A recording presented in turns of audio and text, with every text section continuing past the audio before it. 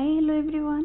आज क्लास रे आमे विज्ञान अष्टम श्रेणी विज्ञान जो पार्ट 1 पढ़ी थे आज पार्ट 2 ठू पढ़ा जोटा कि आम जलसेचन।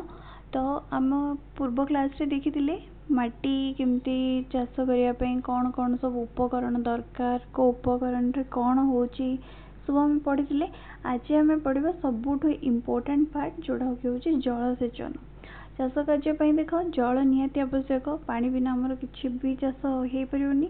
तो पानी आम केमती दबा केती परिमाण दबा कौ चाष केती पानी दबा आ पानी कौटू आसूची ताकू दबापी केतरा पद्धति व्यवहार कर आज सब आम क्लास पढ़ा।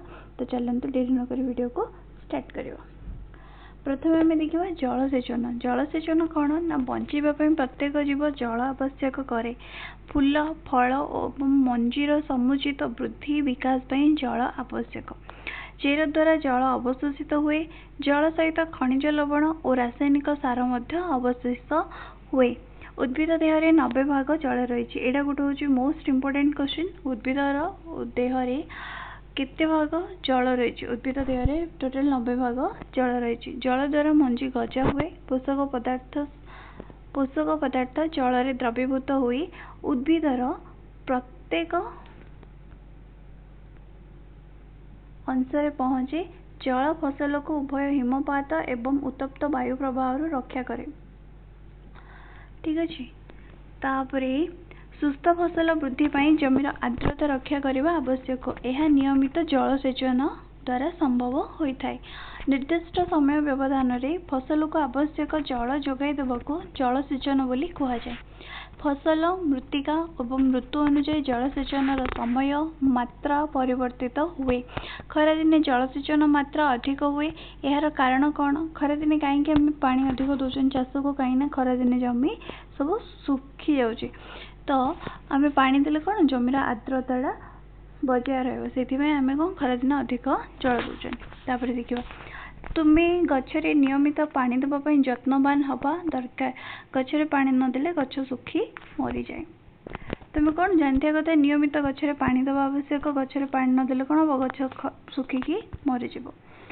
जलसेचन उत्स। जलसेचन उत्स कौन कौन ना जलसेचन उत्स गुड़िक हूँ कूप नलकूप पोखरी ह्रद नदी जल भंडार एवं केनाल।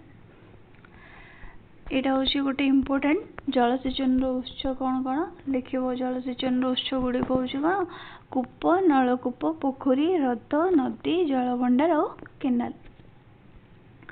ठीक अच्छे। तापर आमर लिखा पारंपरिक जलसेचन पद्धति। पारंपरिक जलसेचन पद्धति कौन ना पुरातन पद्धति रे कूप नदी नाल विभिन्न उपाय मनीष और गृहपालित पशु मान साहाय्य सस्तार जलसेचन होता। यही पद्धति गुड़िक से फलप्रद नाथिला।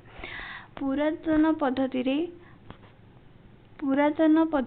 कूप नदी नाल विभिन्न उपाय मनीष और गृहपालित पशु मान साहाय्य सस्तार जलसेचन होता। यही पद्धति गुड़िक से फलप्रद नाथिला। पुरातन पद्धति गुड़िक कौन कौन चल आम देखा मोटो व पुलिंग पद्धति चेन पंप तेंडा और गोटे हूँ लिभर पद्धति। डीजेल जैव गैस विद्युत शक्ति सौर शक्ति चालित पंपसेट जल उठाइबारे साहाय्य करे। ये सब पुरातन पद्धति। पुरातन पद्धति कौन कौन थिला ना मोटो चेन पंप लिभर पद्धति तेंडा। ठीक अच्छे। तापर देखिए आम आधुनिक जलसेचन पद्धति। आधुनिक जलसेचन पद्धति कौन? आधुनिक जलसेचन पद्धति रे कम जल व्यवहार हुए। मुख्य पद्धति गुड़िक है स्प्रिंकलर आ गोटे हूँ बृंदा पद्धति। ठीक अच्छे। स्प्रिंकलर गोटे गोटे हूँ बृंदा पद्धति। स्प्रिंकलर पद्धति व छिंचा पद्धति कौन ना पर्याप्त जल पाऊन असमतल स्थान रे यही पद्धति रे जलसेचन करा जाए। स्प्रिंकलर पद्धति जो छिंचा पद्धति बोली क्या कहूँमर ना पर्याप्त जल पाऊन असमतल स्थान रे यही पद्धति रे जलसेचन करा जाए। लंबा पाइप रे निर्दिष्ट व्यवधान रे घूर्णयमान नोजल खंजा जाए। पंप साहाय्य जल मुख्य पाइप दे गति करने समय घूर्णयमान नोजल द्वारा वर्षा हवा भली छिंचाड़ी हो पड़े जोटा कि चित्र नंबर 1.4 ए रे तुम ए देख ये हूँ स्प्रिंकलर पद्धति। देख एटू गोटे एमती जाइए पानी एटू पानीटा कौन होठू पड़ू देख ये तुम सब एमती चिंचिला भाया पड़ू ठीक अच्छे। बालिया जमी यही पद्धति एकांत आवश्यक। एटा कौ जमी एकांत आवश्यक ना बालिया जमी यहाँ थिला हमर कौन स्प्रिंकलर सिंचन पद्धति। तापर आम देखा बृंदा पद्धति। यही पद्धति रे जल बिंदु बिंदु होई उद्भिदर मूल रे पड़ी था तेणु यह को आम कौन कौन ना बृंदा पद्धति बोली कहते। बृंदा पद्धति कौन ना यही पद्धति रे जल बिंदु बिंदु होई उद्भिदर मूल रे पड़ी था तेणु यह बृंदा बा ड्रिप जलसेचन पद्धति बोली कह जाए। फल गछ बगीचा और अन्य गछ मूल जलसेचन यह एक उत्कृष्ट पद्धति। एथिरे जल आदौ नष्ट हो न थाए। जल अभाव थिबा अंचल रे यही पद्धति बेस उपादाय। देख से आमर कौन होता ना एमती गोटे थिला एमती जाइतिला एमती थिला पाइप देके पाइप रो एमती एमती गोटे थिला एमती थिला पानी कौन होता एमती एमती पड़ूला उपरକୁ जाके पड़ूला ठीक अच्छे। तो ये कौन पानी बेसी नष्ट होता यही पद्धति कौन हो ना एमती गोटे पाइप अच्छी ये पाइप देके एमती सीधा जाऊँगी ये सीधार ये पड़ू पानी ये पड़ू ये पड़ू ये पड़ू ये पड़ू ये पड़ू ठीक अच्छे। तापर सेमती आउ थे ए लाइन गला पानी ये जोड़े गछ लगी से गचर मूल रे पड़ला तो ये कौन है पानी नष्ट हेलानी ठीक अच्छे। यहाँ आमर 1.4 ए रे आमर ये कौन स्प्रिंकल पद्धति आउ ये देती आमर बृंदा पद्धति ठीक अच्छे। तापर देखा तृणक दमन। तृणक दमन कहले कौन रे पिले किए फास्ट कौन बुझुच कहल तृणक दमन किए कौन बुझुच मत कमेंट सेक्शन रे जनइब। तृणक दमन कहले कौन बुझुच तमाने ठीक अच्छे। पिला माने तुम देखिथिबो धान किंबा गहम फसल रे अनेक उद्भिद बढ़ी थांती। यही उद्भिद गुड़िक किसी उद्देश्य रखी लगी थाए कि नहीं। देख धान हो धान जो मैंने जानछनी धान चाष कराउछि धान चाष कला केतरा अनाबना सब गछ उठी जाउछि से गछ गुड़ी को आम जो सफा कराउछि तो कौन कहछन बालुंगा वाली कहउछि बालुंगा जो सफा कराउछि ठीक अच्छे। से गुड़िक ही तृणक बालुंगा गुड़ी को सफा करने को आम आम भाषा कह दूचे बालुंगा सफा कराला बिल किंतु से गुड़ी को साइंस वैज्ञानिक भाषा कौन कह तृणक दमन बोली कहुच्छी। जमीर फसल सहित अन्य केते अनावश्यक उद्भिद आपे आपे बढ़ी थांती। कौन होची ना जमीर फसल सहित अन्य केतेक अनावश्यक उद्भिद आपे आपे बढ़ी थांती। यही अनाबना गछ को तृणक बोली कह जाए। मु कहली जमी आम धान चाष कला बेले धान हो धान सहित कौन हो केतरा ये धान गछ हो मझे मझे आउरी केतरा कौन या अनाबना सब गछ हो जाए गछ गुड़ आम कौन कहते तृणक बोली कहते। तापर देखा युड़िक जमी निर्मूल करने को तृणक दमन कहुए। से तृणक गुड़िक जो अनाबना गछ होता से गुड़ जमी सफा करने को तृणक दमन बोली कहुए। फसल रे तृणक दमन एकांत जरूरी नचेत एगुड़िक बढ़ी जल पोषक स्थान और आलोक पाई फसल सहित प्रतियोगिता कर फसल वृद्धि में बाधक साजा करती। जल पोषक स्थान एवं आलोक पाई फसल सहित प्रतियोगिता कर फसल वृद्धि में बाधक साजी थांती। केतेक तृणक फसल अमल रे बाधा सृष्टि करती एवं प्राणी और मनुष्यों पाई विष भली मध्य कार्य करती। कृषक विभिन्न उपाय तृणक दमन करे। मंजी बुणवा पूर्वर एगुड़ी हल द्वारा उपुड़ी जाती एवं सुखी माटी रे मिसी जाती। फूल और मंजी धरिबा पूर्वर एगुड़ी दमन करबा दरकार। हाथ उपाड़ी बा खुरपी किंबा मंजी ड्रिल जंत्र द्वारा बा रासायनिक पदार्थ तृणक मारी एगुड़ी दमन करा जाए। जमती कि तृणक मारी को जल रे द्रवीभूत करा जाए। सिंचन जंत्र साहाय्य सिंचन करी हमर कोन तृणक दमन करा जाए। तृणक बढ़ुथिबा अवस्था रे एवं फूल और मंजी धरिबा पूर्वर तृणक मारी प्रयोग करा जाए। यह कृषकर शरीर उपर पड़िले तार क्षति करिपारे तेणु देहर जत्न नबा सहित यार व्यवहार करवा दरकार। सिंचन करने पूर्व कपड़ा द्वारा नाक और पाटी को घोड़ाई दबा निरापद। अमल अमल कौन रे पिले माने पाकल फसल को काटी खला को आनिबा को अमल कहा जाए। पाकल फसल को काटी खला को आनिबा को अमल बोली कहा जाए। फसल गछ को उपड़ा यंत्र बा फसल कटा मशीन द्वारा मूल ठारू 3-4 सेमी ऊपर को कटा जाए। शस्य जातीय फसल को पवन रे उड़ाई अगाड़ी और धूस अलग करा जाए। कंबाइन नामक मशीन द्वारा आजिकल उभय धान काटिबा और उड़ाइबा कार्य हो पारछि, जोड़ा कि तल चित्र रे देछि। एटा होछि कंबाइन। फसल कटा सरिबा परे जमी रे मूल रही जाए। केतेक चाषी या उपाड़ी दियंती, फल प्रदूषण होई पारे और निकट रे थिबा फसल रे निया लागी क्षति होई पारे। अमल होइतिबा दाना को कुला बा मशीन साहाय्य रे उड़ाई अगाड़ी अलगा करी मंजी संग्रह करबाकू विनोइंग बोली कहा जाए। विनोइंग कौन ना अमल होइतिबा दाना को कुला बा मशीन साहाय्य रे उड़ाई अगाड़ी अलगा करी मंजी संग्रह करबाकू विनोइंग बोली कहा जाए। तापर देखिबा अमल उत्सव। अमल उत्सव कौन ना 3-4 मासर कठिन परिश्रम परे फसल अमल समय आसे। ठिया होइतिबा सुनार फसल देखि चाषी आनंद रे विभोर हो जाए।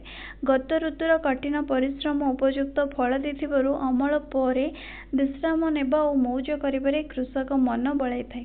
अमल समय सारा भारत रे आनंद उल्लासर समय। एही समय कौन होछि हमर कौन कौन सब पर्व होछि, पोंगल होछि, बैसाखी होछि, होली, दिवाली, नुआखाई जो दिन में नुआ खाउछनी और बिहू आदि पर्व सब पालन करा जाए।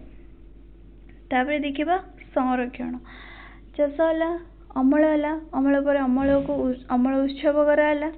तापर आमे अमल जतल करि सला अमल पर हम कोन करबा से जो चाष जहा हेतिबो अमल हेतिबो तको हम कोन संरक्षण करबा। तबे पड़िबा हमें संरक्षण केमिति करा जाय। अमल पर शस्य को साइती रखिबा आवश्यक पड़े। एगुडी को आर्द्रता, कीट और मूषा एवं अणुजीवों ठारू दूरेई रखिबा भल। सद्य अमल होइतिबा शस्य को खरा रे सुखाई न रखिले सेगुडी अणुजीव द्वारा नष्ट हो जाए एवं अंकुरण क्षमता हराई थाए। तेणु शस्य संरक्षण पूर्व खरा रे भल भाव रे सुखाई आर्द्रता ह्रास करने को पड़े। फल रे कीटपतंग, बैक्टेरिया, कवक दाउरू रक्षा मिले। कृषक माने शस्य को मुख्यतः अखारे दस्ता पात्र रे साइती रखती। अधिक परिमाण शस्य कीट और मूषा दाउरू रक्षा पाइबा पई खणी बा गोलाकार कोठा जोड़ा कि सिलो एवं शस्य भंडार रे हमर व्यवहार करा जाए। नहीं जदि आम घरे रखापी भी आम कौन कर सुखिला नीमपत्र व्यवहार करी घरे खाद्य शस्य भी रखा जाए। सुखिला नीमपत्र व्यवहार करी घरे खाद्य शस्य साइती रखा जाए। बड़ बड़ गोदाम घरे शस्य साइती रखा बेले या अणुजीव, कीटपतंग आदि ठारू रक्षा करने पाई विभिन्न रासायनिक पदार्थ व्यवहार करा जाए। बड़ बड़ गोदाम घर रखिले ताको कौन हो रासायनिक पदार्थ देके साइती रखा जाए। एटा होची सिलो। देखो जो गोटे बड़ बड़ एमती पिलर टाइप रो अछि सेडा को हम कौन कहउछनी सिलो बोली कहउछनी। तापर देछि प्राणी मानंग ठारू मिलुथिबा खाद्य। टेबुल देछि गोटे सेथिरे थिबा टेबुल टी तुमे खाता टिपरे करो एवं खाली स्थान पूरण करो। क्षीर गोटे प्राणी ठारू मिलछि से गाई, महिषी, छेली, मेंढा, ओटो एमिति आउ को खाद्य को प्राणी ठारू मिलुछि से गुड़िक लिख। अंडा अंडा कौटू मिलूँ कुकुड़ा ठार मिलूँ। ठीक अच्छे सेमती तुम यहाँ फिलअप कर तुम्हें यही टेबुल टी पूरण कर सारापर जापर जे उद्भिद मान भली प्राणी मैंने आमको खाद्य जोगे था। आम जाननी आम खायापी बहुत प्राणी आ उद्भिद दी जन डिपेंड कर। उद्भिद खाद्य जमती कि फल, मूल, पनीपरिया, शाग इत्यादि खायापी आम उद्भिद डिपेंड कर। माछ, मांस, अंडा एगुड़िया खायापी क्या प्राणी उपर डिपेंड कर। उपकूलवर्ती अंचल लोक माछ खाद्य भाव में परिणत करती। उपकूलवर्ती जो मैंने नदी पाखापाखि रोचने, समुद्र पाखापाखि रोचने से कौन माछ को खाद्य रूपे व्यवहार करते। तुम्हें आगु जानी आम उद्भिद ठारू खाद्य पाई था एवं एबे आम जाना को पाइले जे फसल उत्पादन केते गुड़िक सोपान अच्छी। जमती कौन अच्छी ବିହନ ମନୋନୟନ ଅଛି, ବୁଣା ଅଛି। ସେହିପରି ଘରେ କିମ୍ବା ଫାର୍ମରେ ପଶୁମାନଙ୍କୁ ଉପଯୁକ୍ତ ଖାଦ୍ୟ ଓ ରହିବା ଭୁଲ କହିଲି। ସେହିପରି ଘରେ କିମ୍ବା ଫାର୍ମରେ ପଶୁମାନଙ୍କୁ ଉପଯୁକ୍ତ ଖାଦ୍ୟ ରହିବା ସ୍ଥାନ ଯୋଗାଇ ଯତ୍ନର ସହିତ ରଖିବାକୁ ପଶୁପାଳନ ବୋଲି କୁହାଯାଏ। ପଶୁପାଳନ କ'ଣ? ପଶୁପାଳନ ହେଉଛି ଘରେ କିମ୍ବା ଫାର୍ମରେ ଆମେ ଯେଉଁ ରଖୁଛନ୍ତି ଗୋଟେ ପଶୁକୁ ରଖିକି ତାକୁ ଖାଇବା ପିଇବା ଦେଇକି ତା ଦେହର ଯତ୍ନ ନେଇକି ଆମେ ତାକୁ ରଖିବାକୁ ପଶୁପାଳନ ବୋଲି କୁହାଯାଏ। ମାଛ ସ୍ୱାସ୍ଥ୍ୟ ପାଇଁ ଭଲ। ଆମେ ମାଛରୁ କଡ୍ ଲିଭର ତେଲ ପାଉ। ଏହା ଭିଟାମିନ୍ ଡିରେ ପରିପୂର୍ଣ୍ଣ। ଏତିକିରେ ସରିଲା ଆମର କ'ଣ ଶସ୍ୟ ଉତ୍ପାଦନ ଚାପ୍ଟରଟି ସରିଲା। ଏବେ ଆମେ ଦେଖିବା ଏଇଠି କେତେବେଳେ ଦେଇଛି ଦେଖ ଶବ୍ଦାବଳୀ। ଶବ୍ଦାବଳୀ ମାନେ ତମେ ଆଜି ପର୍ଯ୍ୟନ୍ତ 1 ରୁ 6, 7 ପର୍ଯ୍ୟନ୍ତ ତମେ ଟିକେ ସବୁ ଇଂଲିଶ ପଢ଼ିଥିଲ। ଏବେଠୁ ଆମେ ଆଉ ଟିକେ ଅଧିକ ଇଂରାଜୀ ୱାର୍ଡ ଜାଣିବା ଯୋଉଟାକି ତୁମର ଆଗକୁ କାମରେ ଆସିବ। ଠିକ୍ ଅଛି। ତ ଏଇଠି ଦେଇଛି କୃଷିକୁ ଇଂଲିଶରେ କ'ଣ କୁହାଯାଏ? ଏଗ୍ରିକଲଚର ବୋଲି କୁହାଯାଏ। ତାପରେ ଦେଖିବା ପାରମ୍ପରିକ ପଦ୍ଧତି। ପାରମ୍ପରିକ ପଦ୍ଧତିକୁ ଆମର କ'ଣ କୁହାଯାଏ? Traditional method. ପଶୁପାଳନକୁ କ'ଣ କୁହାଯାଏ? ଡେରି। ଫସଲ କ୍ରପ୍, ରାସାୟନିକ ସାର ଫର୍ଟିଲାଇଜର, ଶସ୍ୟ ଭଣ୍ଡାର ଗ୍ରାନାରିଜ, ଅମଳକୁ ହାର୍ଭେଷ୍ଟିଂ, ଜଳସେଚନ ଇରିଗେସନ। ଖରିଫ ଫସଲ ଖରିଫ କ୍ରପ୍, ଫସଲକୁ ଆମେ କ'ଣ କଲେ? କ୍ରପ୍। ଖରିଫକୁ ଖରିଫ, ହଳ କରିବା ପ୍ଲଗିଂ। ରବି ଫସଲ ରବି କ୍ରପ୍, ମଞ୍ଜି ହେଉଛି ସିଡ୍, ସିଲୋକୁ ଆମେ ସିଲୋ ବୋଲି କହୁଛନ୍ତି। ବୁଣିବା ସୋଇଂ, ସଂରକ୍ଷଣ ପ୍ରିଜର୍ଭେସନ, ୱିନୋଇଂ, ଅନାବନା ଗଛ ଯୋଉଟାକି ତୃଣକ ଆମେ କ'ଣ କହୁଛନ୍ତି? ୱିଡ୍ସ। ତୃଣକ ମାରି ୱିଡିସାଇଡ୍। ଥ୍ରେସିଂକୁ ଥ୍ରେସିଂ ବୋଲି କୁହାଯାଏ। ଖତର ଯୋଉଟାକି ହ୍ୟୁମସ୍। ବିଘଟିତ ଡିକମ୍ପୋଜ୍ଡ। ଲଙ୍ଗଳ ଫାଳ ପ୍ଲଗ୍ ସେର୍। ଇସ ପ୍ଲଗ୍ ସେଫ୍ଟ। କଣ୍ଟି ଯୋଉଟାକି ହ୍ୟାଣ୍ଡେଲ। ବିହନ ମନୋନୟନ ମାନେ ସିଡ୍ ସିଲେକ୍ସନ। ଠିକ୍ ଅଛି। ଏତିକି ଥିଲା ଆମର ଶବ୍ଦାବଳୀ। ଏ ପାଠରୁ ଆମେ ଏତିକି ଇଂରାଜୀ ୱାର୍ଡ ଆମେ ଶିଖିଲେ। ଠିକ୍ ଅଛି। ତାପରେ ଆଜି ଦେଖିବା ଆମେ କ'ଣ ଜାଣିଲେ, କ'ଣ ଶିଖିଲେ। ଏ ପାଠଟା ତମେ ପଢ଼ିଲ, ଆମେ ଏତିକି ଇଂରାଜୀ ଶବ୍ଦ ଶିଖିଲେ। ଏବେ ଦେଖିବା ଆମେ ପୁରା ପାଠରୁ କ'ଣ କ'ଣ ଶିଖିଲେ। ଫାର୍ଷ୍ଟ ଆମେ କ'ଣ ଶିଖିଲେ? ବର୍ଦ୍ଧିତ ଜନସଂଖ୍ୟାକୁ ଖାଦ୍ୟ ଯୋଗାଇବା ପାଇଁ କିଛି ନିର୍ଦ୍ଦିଷ୍ଟ କୃଷି ପଦ୍ଧତି ଅବଲମ୍ବନ କରିବା ଆବଶ୍ୟକ। କୌଣସି ସ୍ଥାନରେ ଏକ ପ୍ରକାର ଉଦ୍ଭିଦ ଓ ଚାଷ ଉତ୍ପାଦନ କରିବାକୁ କ'ଣ କୁହାଯାଏ? ଫସଲ ବୋଲି କୁହାଯାଏ। ଫସଲ କାହାକୁ କୁହାଯାଏ ଆମେ ଫାର୍ଷ୍ଟରେ ଶିଖିଲେ। ଏତେ ସାରା ଲୋକମାନଙ୍କୁ ଆମେ ଖାଦ୍ୟ କେମିତି ଯୋଗାଇବା ସେଇଟା ଶିଖିଲେ। ତାପରେ ଆମେ କ'ଣ ଶିଖିଲେ? ନା ଭାରତ ବର୍ଷରେ ଋତୁ ଅନୁଯାୟୀ ଖରିଫ ଫସଲ ଓ ରବି ଫସଲ ଚାଷ କରାଯାଏ। ଜମି ଚାଷ ଓ ସମତୁଲ କରି ମୃତ୍ତିକା ପ୍ରସ୍ତୁତ କରାଯାଏ। ଏଥିପାଇଁ ଲଙ୍ଗଳ ଆଉ ମଇ ବ୍ୟବହାର କରାଯାଏ। ଭାରତରେ ଋତୁ ଅନୁଯାୟୀ କ'ଣ 2ଟା ଚାଷ କରାଯାଉଛି। ଗୋଟେ ହେଉଛି ଖରିଫ ଫସଲ ଆଉ ଗୋଟେ ହେଉଛି ରବି ଫସଲ। ଠିକ୍ ଅଛି।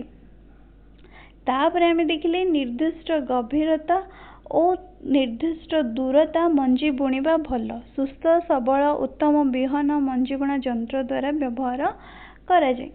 ତାପରେ ଦେଖିବା ଜୈବିକ ସାର ଓ ରାସାୟନିକ ସାର ମୃତ୍ତିକାରେ ପୁଷ୍ଟି ସାଧକ କରିଥାଏ। ନୂଆ କିସମର ଫସଲ ପ୍ରଚଳନ ହେଲା ପରେ ରାସାୟନିକ ସାରର ବ୍ୟାପକ ବ୍ୟବହାର କରାଯାଉଛି। ତାପରେ ଜଳସେଚନ ଦ୍ୱାରା ଫସଲକୁ ଯଥା ସମୟରେ ଜଳ ଯୋଗାଣ କରାଯାଏ। ତୃଣକ ଦମନ ହେଉଛି ଅନାବନା ଗଛକୁ ନଷ୍ଟ କରିବା। ଅନାବନା ଗଛକୁ ନଷ୍ଟ କରିବାକୁ କ'ଣ କୁହାଯାଏ? ତା ତୃଣକ ବୋଲି କୁହାଯାଏ। ପାକଳ ଫସଲକୁ ଯନ୍ତ୍ର ଦ୍ୱାରା ବା ଦା ଦ୍ୱାରା କାଟିବାକୁ ଆମେ ଅମଳ ବୋଲି କୁହାଯାଏ। ଏଇ ପଏଣ୍ଟଟା ମନେ ରଖ। ତୃଣକ ଦମନ କାହାକୁ କୁହାଯାଏ? ଜମିରେ ହେଇଥିବା ଅନାବନା ଗଛକୁ ନଷ୍ଟ କରିବାକୁ ତୃଣକ ଦମନ କୁହାଯାଏ। ପାକଳ ଫସଲକୁ ଯନ୍ତ୍ର ଦ୍ୱାରା ବା ଦା ଦ୍ୱାରା କାଟିବାକୁ ଅମଳ ବୋଲି କୁହାଯାଏ। ପରିଷ୍କାର ଦାନାକୁ ଅଗାଡ଼ି ବା ଧୂସଠାରୁ ପୃଥକ୍ କରାଯାଏ। ଶସ୍ୟକୁ କ୍ଷତିକାରୀ କୀଟ ଓ ଅଣୁଜୀବଙ୍କ ଠାରୁ ଦୂରେଇ ରଖି ଉପଯୁକ୍ତ ସଂରକ୍ଷଣ କରିବା ଆବଶ୍ୟକ।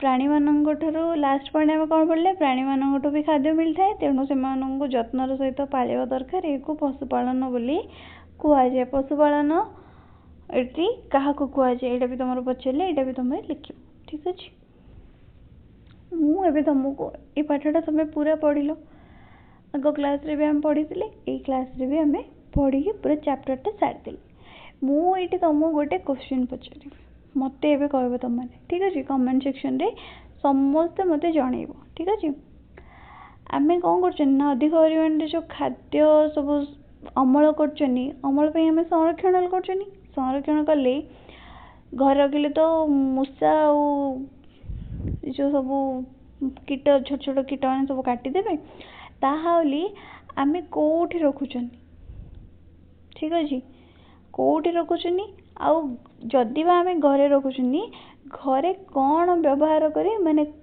कौन व्यवहार करी आम घर से जो खाद्यटा को सुरक्षित भाव रखिपर ठीक अच्छे पाठटा मु पूरा पढ़े यहाँ आज क्लास रे मु पढ़े कौन कौटी रखा जाए शस्य को आउ घरे भी जदि रखा जाए घरे कौन व्यवहार करी ताको सुरक्षित भाव में रखा जाए समस्ते जदि पाठटा को मन ध्यान देके शुणी आज क्लासटा जदि ध्यान देके शुणी ताहले क्वेश्चन आंसर समस्ते निश्चय दे पार आशा करछि वीडियोटी समस्त बहुत भल लगी बहुत साहाय्य भी जदि आपको वीडियोटी भल लगुच तो प्लीज लाइक शेयर सब्सक्राइब कर दिंतु थैंक यू।